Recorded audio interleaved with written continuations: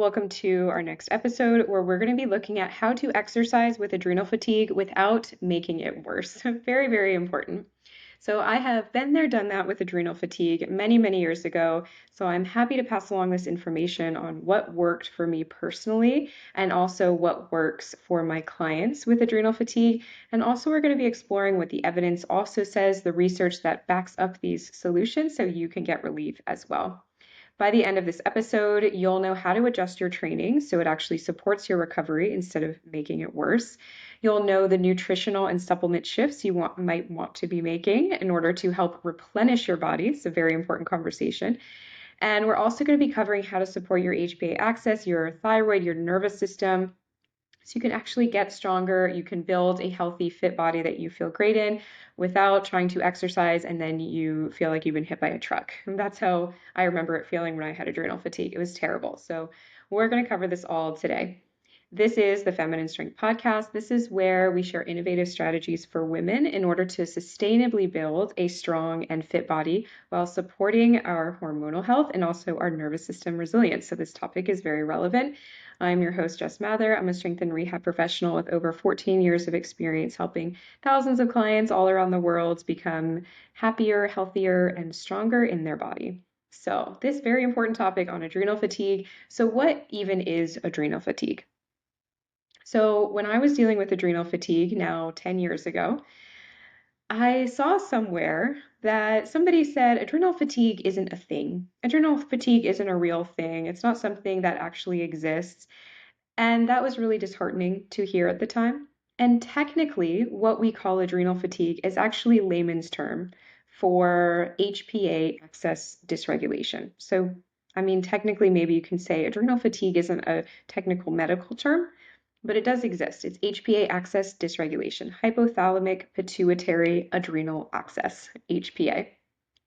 Adrenal fatigue is a stress regulation issue that affects our hormones, our energy, our recovery, and our metabolism. We'll talk a lot about metabolism in this episode. So, symptoms of adrenal fatigue, you may have one or several of these. Fatigue, especially in the morning or the afternoon.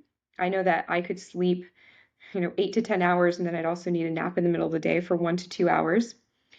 Brain fog, difficulty concentrating, if you have poor exercise recovery, if you have dizziness or blood pressure issues, this can point to adrenal dysfunction. I remember one day I was treating a patient and I just felt so lightheaded, like I was going to fall into the wall, which on that point, blood sugar crashes are also common with adrenal fatigue as well. Sugar cravings as well, sometimes salt cravings.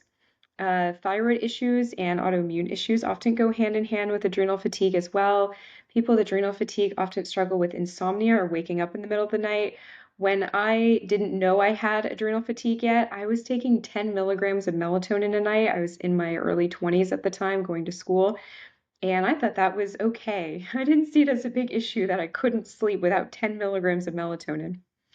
Another symptom can be feeling wired but tired, really common, and also weight gain or muscle loss despite working out, despite doing all the right things. And we're going to look at today how all the right things might actually be the wrong things for somebody with adrenal fatigue. So again, I personally had a lot of these issues during my years in college. It took me several years to get up to the point of more severe adrenal fatigue, which is how it works. It's usually an accumulation of stressors, which we'll talk more about. I was personally really burned out from my academics. I was doing a lot of intense exercise, all the, again, right things. I had stressful nutritional protocols that I was following. I was doing intermittent fasting, which is not always a great choice for people with adrenal fatigue. I was doing low carb, also not always great for people with adrenal fatigue. And then there are a lot of other emotional stressors. So this is a point I want to make too when it comes to adrenal fatigue. So we know that major transitions in life, things like moving or divorce or a loss, or even really positive things like having a new baby or getting married, those are still, for some people, considered major transitions.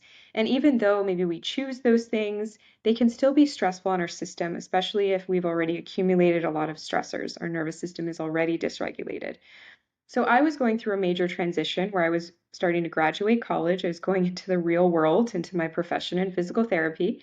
And I was moving across the country to Denver to live with my boyfriend of 2 years. We had never lived together before. We had actually kind of dated long distance. He was about an hour or so away in a different state. So it was all very new, all very exciting, but all very new. At the time, I wouldn't have called it stress. I wouldn't have said, like, oh my God, I'm super stressed. I didn't necessarily feel stressed because my relationship to stress was if I'm stressed, I feel bad. I feel dread. I feel a ton of fear and worry. And I wouldn't necessarily say that was my experience then, but it was still a major transition that was stressful on me, and my body was still showing symptoms. I just wasn't paying attention.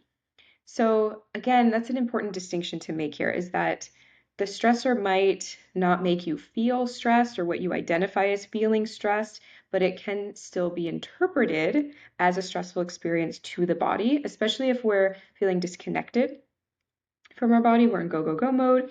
We won't notice the shifts in the body until usually it's too late, so to speak, and we're taking 10 milligrams of melatonin at night and not really seeing it as a big issue. So, one of the biggest mistakes as well that we can make with adrenal fatigue is adding even more stress that we can't recover from. So, first, even identifying that there's a problem, especially catching it before it starts to get even worse, is so critical to make sure we're managing that stress load. On that point, weight training or other forms of intense exercise, CrossFit, Orange Theory, spin classes, or the teacher screaming at you with strobe lights all around you, those training protocols are stressors by nature in order for your body to adapt and get stronger. We call this a eustress, EUSTRESS, a positive stressor that we can recover from and get stronger. Calorie restriction is also a stressor by nature. So if you're somebody with adrenal fatigue, you're trying to work out, you're doing more intense training sessions, you're also trying to restrict calories so you can lose the weight that you put on because you're stressed and maybe your nutrition isn't as great as it should be or something. We add on calorie restriction, that's also a stressor by nature in order for your body to adapt and drop the weight. In a normal, healthy environment, that would be considered a eustress, a stress that we can recover from and get the right adaptations. But when we're already stressed out and adding more stress like intense exercise and calorie restriction, they become a distress. They become a negative stressor that we're not adapting well to. And that's where we see stubborn weight loss or we see that we feel like crap after we work out. That's not what we want to see. So again, when we combine intense exercise and training or the wrong type of training with calorie restriction, and we're not being mindful of recovering from other stressors, that's when we get into trouble. That's when we really start working against ourselves. So when I was struggling with HPA, axis dysregulation or adrenal fatigue, I went to a naturopath at an osteopathic clinic, or not, she wasn't a naturopath, she was a nurse practitioner at a osteopathic clinic in Denver. She was a referral from one of my patients actually. And she looked at my labs and my labs were not looking good. My thyroid and cortisol hormones were not okay. I was pretty much flatlined in my cortisol. And we did a lifestyle audit and I told her what I was doing. I was under training, or sorry, I was under eating. I was overtraining, so I was eating too little, training too much for my body at the time. I was too stressed with all these other things going on. And the nurse practitioner said to me, this is her advice. I want you to cut down your workouts significantly. So all you're doing is just training 3 days a week, 2 to 5 minute rest breaks between your sets. So you're not doing high intensity interval training. You're not doing crazy supersets. Lift some heavy things, put them back down, take a rest. No cardio other than some light walking. No high intensity interval training, no HIIT, and eat 2,000 calories a day minimum. And I laughed at her. I thought that was insane. I was not eating anywhere close to 2,000. I was eating closer to 1,400 a day. This was back in early 2014, so now over 10 years ago. So even back then, I heard this advice. I'm like, this woman's crazy. And a part of me knew that it made sense. So I was really initially shocked at her recommendations. I thought, I can't do that. I actually just had a conversation today with a client where we're talking about a similar protocol of going from under eating into eating at actual maintenance, and it can be really scary. It took me a year to go from eating 1,400 calories a day to 1,700 calories a day because I didn't know how my body was going to respond. I was already really dealing with a ton of bloating. It felt like my body was just so puffy and inflamed. I'm like, if I just add more food, it's going to make it worse. So at the time, I was working out 4 days a week. I was doing HIIT training. I was hiking a lot on the weekends, so things that would normally be good and healthy. It was just too much. I was on my feet all day at an orthopedic clinic. I was a dog walker part-time as well, and I was taking personal training clients part-time. I was doing a lot, and I thought I can handle it. I can handle it. So I couldn't handle it. My body said, no, we're going to slow you down. So the other interesting thing I want to note about if you are under eating, what's interesting is you might not feel like you're under eating. I didn't realize I was under eating. I didn't have a big appetite. I felt like I almost had a force feed to get up to even 1700 calories. My metabolism was not okay. That's what was really going on. Now I naturally maintain my weight at 2300 calories a day. I weigh less than I did 10 plus years ago, and I'm doing less physically. So for comparison, now what I'm doing, oh, I also eat more carbohydrates. That's another thing. I was eating around 75 to 100 grams a day then. I'm eating closer to 150 to 200 grams every day. What I do now is lift 3 days a week, long rest breaks. I walk daily about 45 minutes or so, and I spend about 1 to 2 hours doing what I call parasympathetic cardio. So instead of sympathetic cardio, like an Orange Theory class or spin class, I'm doing more things like playful dance, martial arts, so nothing too intense. There might be small bouts of intensity within that, but it's not like rah rah, we're going through a major workout for like 2 hours. So the nurse practitioner's recommendations really worked, and it is still what I do today, and it is what I also teach my clients. So I'm very thankful for her. Even though I was shocked at her recommendations, I did it and they actually worked. Took me a long time to do it. I didn't have the right support. I only saw her maybe a few times every few months to check my labs. So it's very hard for me to do it by myself as well. But what I had to do was actually heal and eat more and nourish my body and stop stressing it out. Understand that training is a stressor. And there's also that emotional component of knowing that you're not a failure for having to slow down, right? Being able to ask for help is a big thing for women sometimes. So the protocol, just as a recap, this is one of the best ways to train for adrenal fatigue. Lift a few days a week, heavy lifting. Heavy is relative to you. Long rest breaks in between your sets. Varied intensity, so you're not training 100%. I just had this conversation as well with a client today where we talked about varying or waiving the load is what we call it. So you're not training at 100%. You're learning what your intensity levels are. So we manage the intensity. We also manage the volume, meaning how much work you're doing in a week. So for some clients with adrenal fatigue, they do great on 2 days a week of training because they're able to recover. That's the biggest thing. Are you able to recover from the training? Are you able to progress? Are you tracking your workouts and seeing, are you objectively getting stronger and in a way that isn't depleting your body? Because let me tell you, when I was dealing with adrenal fatigue symptoms, as more at the beginning, I was very, very strong, but I was slowly going downhill. I could really push my body, push my nervous system, but I was starting to feel progressively worse after my workouts. I wasn't recovering as well. The other thing is no excessive cardio. So focusing more again on the parasympathetic cardio and also walking. So an extra little nugget here, we're focused more on the physical aspect of adrenal fatigue and exercise, but also considering the emotional component. So adrenal fatigue is a more holistic condition, we could say. So there's also the emotional component, and that was big for me as well. So consider a question for you. What has been your dominant thought pattern lately? Your dominant thought pattern. What are the thoughts that come up? Are they positive, neutral, or more negative and more worry? What is your dominant feeling pattern? I mean, what do you feel normally? So here are some feelings that are going to increase the stress response. So have you been thinking and feeling more about anxiety? Have you been feeling more worried or thinking worried thoughts? Have you had more fear or insecurity the past 6 months, maybe a year, maybe several years? This takes some self-awareness.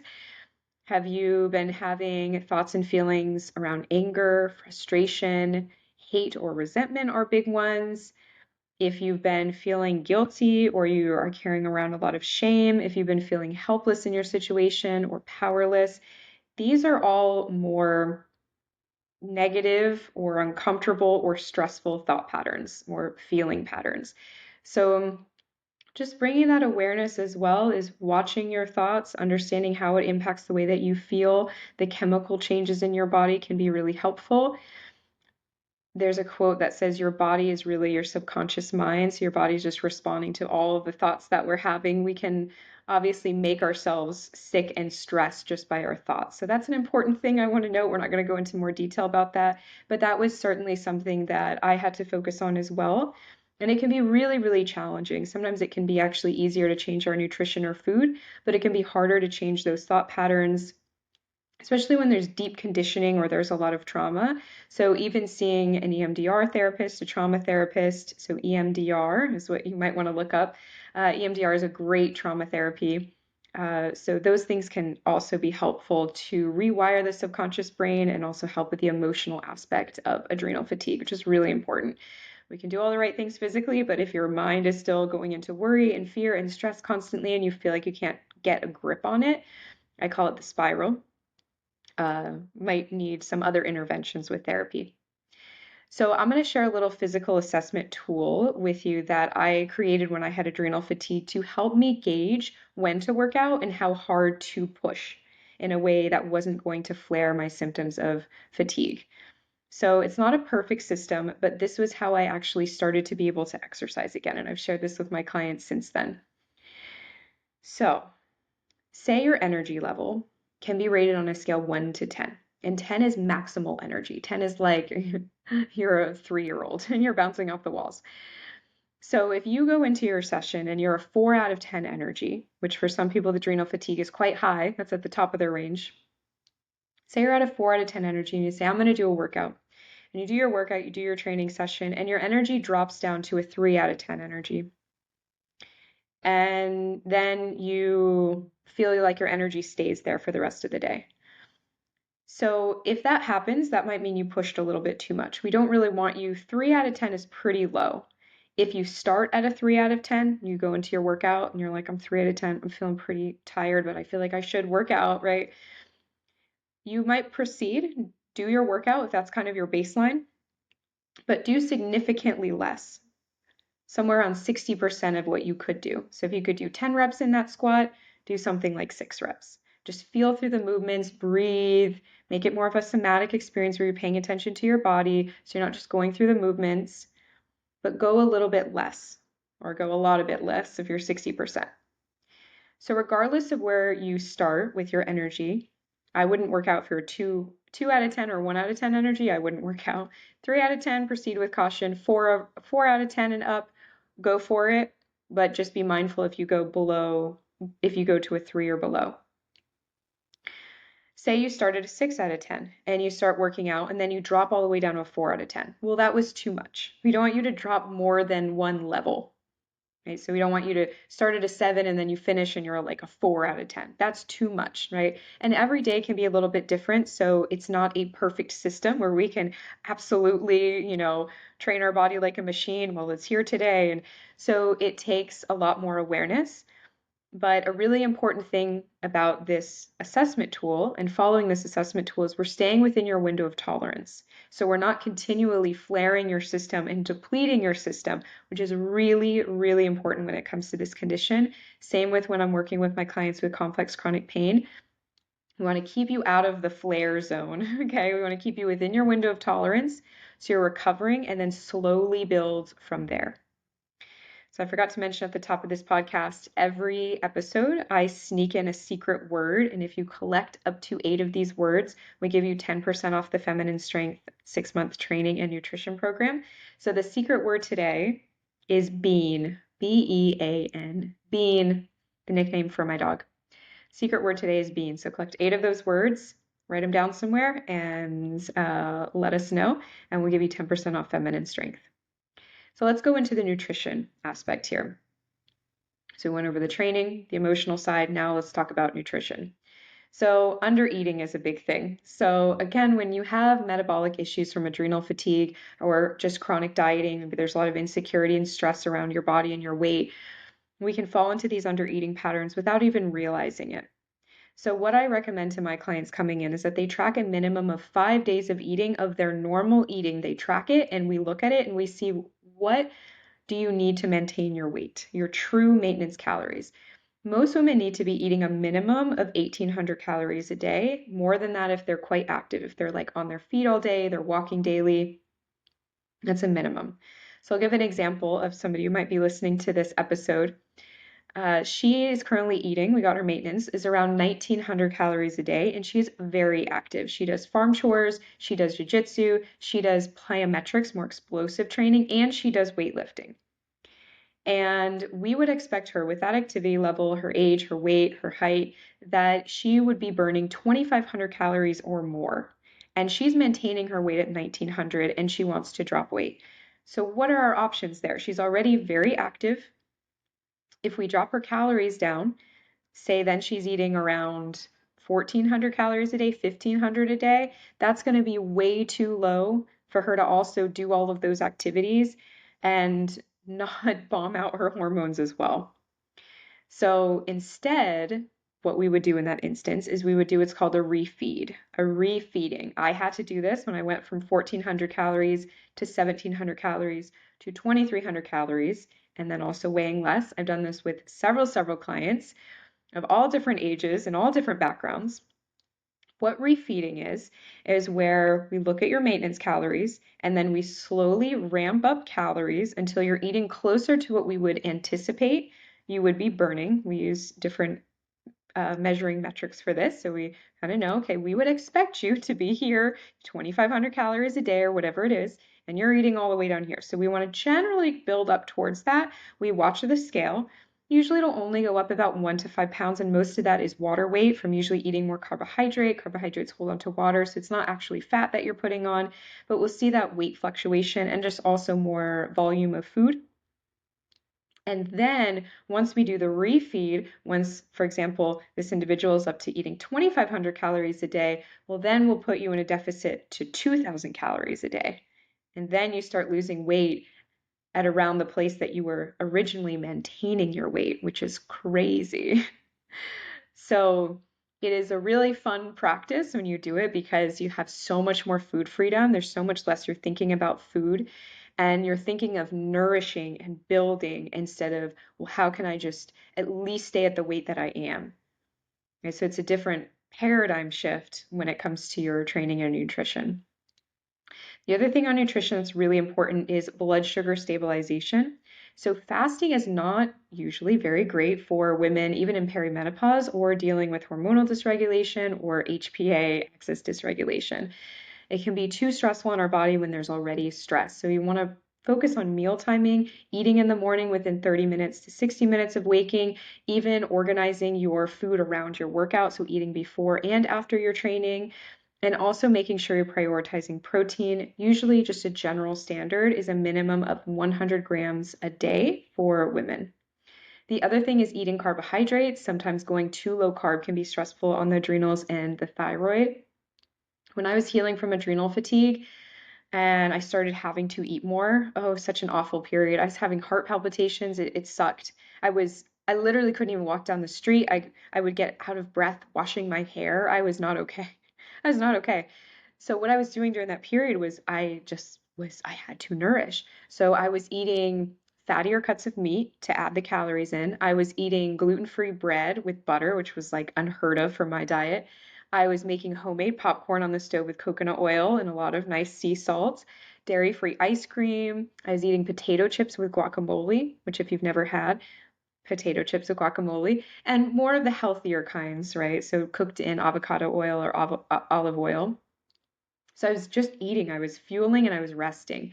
I couldn't work out during that period. I couldn't actually go to work during a short period.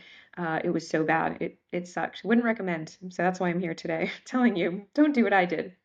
I was taking adaptogens at the time, so I was working with that nurse practitioner, and she had me on licorice root because I had low cortisol. My cortisol was just bombed out for the day, so licorice root was given to me. There's different supplements. You know, magnesium is usually recommended. Gut health, focusing on gut health and mineral balance is going to be really important. And you can take different mineral tests. You can get lab tests on this to Make sure that you're taking the right supplements for your situation. The next thing I want to talk about here is nervous system regulation. So 10 years ago, that was not really a phrase. I didn't see people talk about nervous regulation. Now it's everywhere. And I found a two-part article on adrenal fatigue that mentioned about the nervous system. And I just started crying because it made so much sense and it didn't feel so dismissive like everything else I was seeing. I'm still internet friends and colleagues with this guy many, many years later because it was so novel and it was so needed that he was talking about this. So I went way deep into learning about the nervous system the last 6, 7 years, actually, and it's been profound for my clients with autoimmune disorders and complex chronic pain, and also adrenal fatigue. So, unfortunately, when I was dealing with this, we didn't have as many resources about nervous system regulation. I was hard on myself as well. So, coming back to my original point, sometimes we need to ask for help. We need to be more forgiving for ourselves. So there are a lot of things that I wish I had done differently, like understanding the nervous system more, understanding how to lean back a little bit more. One of the reasons why I ended up with adrenal fatigue in the first place is I pushed and pushed unnecessarily and didn't even realize it.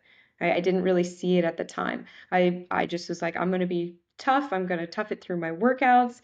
And there's almost a proving energy. We talked about this a bit in our previous podcast on trauma. If you want to explore that, whole podcast goes into this in more detail. But a question I thought of when I was writing notes for this episode was, what is wrong with being gentle? What is wrong with being softer? What is wrong with slowing down? What is wrong with prioritizing our rest and recovery just as much as we do our work and our effort? We're usually so focused on go, go, go, go, go. It is, again, a paradigm shift to consider I'm going to actually prioritize being gentle and soft with my body. So it can be a very novel concept for us. So it's just a different approach. So how I describe it to my clients who come in with adrenal fatigue, we say we're letting your body lead a lot of this work because adrenal fatigue can give so many unpredictable symptoms. You could be great one day and then feel like crap the next. Your energy is fluctuating all over the place. So we always want to focus on listening to the body, moving at the pace of the body, always staying within our window of tolerance or our capacity, and being really sensitive to know what that is. And over time, gently expanding that window of tolerance or our capacity in order to handle more and do more without flaring symptoms, fatiguing, etc. So we can actually get better results by going easier on ourselves. Okay, so again, paradigm shift, but I wish I had actually listened to the nurse practitioner more consistently when she told me that. So I tell my clients too all the time, our body is self-healing by design, by nature, and our job is to just provide the right environment for that to happen. When people call me a healer, I say I don't identify with being a healer. We're just learning about your body and creating that environment so it can heal. Your body is the healer, not me. I'm just facilitating. So, to summarize, strength train a few days a week in alignment with our body's energy levels and also with our monthly cycles can be helpful too. So, we can sync your training with your monthly cycle. Have plenty of rest in between your sets. Stop doing so much high intensity interval training. Eat enough, including your carbohydrates and your protein, maybe even incorporate meal timing. Support mineral and vitamin balance and gut health as well, whatever that means for you. Minimize sympathetic cardio like crazy spin classes and rah-rah exercises, and maximize parasympathetic cardio, the rest and digest branch of the nervous system, so things that you enjoy. And again, we want to prioritize rest in general as much as we can, physically and emotionally, work on our thoughts, our beliefs, work on incorporating more things in our life that are what Deb Dana would say glimmers instead of triggers. So things that actually help us regulate nature, being with loved ones, whatever it may be for you.